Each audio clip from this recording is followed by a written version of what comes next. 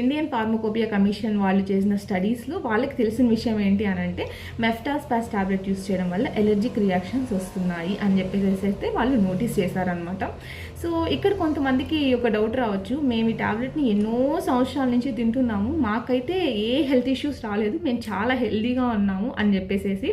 So ఇక్కడ గమనించాల్సిన విషయం ఏంటి అని అంటే మెఫ్టాస్పాస్ టాబ్లెట్ తిన్న ప్రతి ఒక్కళ్ళకి అలర్జిక్ రియాక్షన్స్ అయితే రావండి. లైక్ 1 in 10,000 మెంబర్స్ అంటే 10,000 మందిలో ఒకళ్ళకి మాత్రమే ఇలాంటి అలర్జిక్ రియాక్షన్స్ అనేవి బయటపడతాయి. సో ఆ అలర్జిక్ రియాక్షన్స్ బయటపడిన వాళ్ళు మాత్రం ఈ టాబ్లెట్ని యూజ్ చేయకుండా ఆపేసేసి డాక్టర్ని కన్సల్ట్ అయితే మంచిదనమాట. ఇన్ కేస్ మీకు కనుక ఏ అలర్జిక్ రియాక్షన్స్ లేవనుకోండి, సో మీరు వెల్ అండ్ గుడ్ హెల్దీ, ఇది మీరు యూజ్ చేయొచ్చు, సేఫ్ డ్రగ్గే. కాకపోతే ఎందుకులేండి ఒకసారి వద్దు అన్న తర్వాత ఈ టాబ్లెట్ని యూజ్ చేయడం, మేము ఆల్టర్నేట్గా ఇంకేదైనా టాబ్లెట్స్ యూజ్ చేస్తాము అని అనుకున్న వాళ్ళైతే ఓకే, వెల్ అండ్ గుడ్, మనం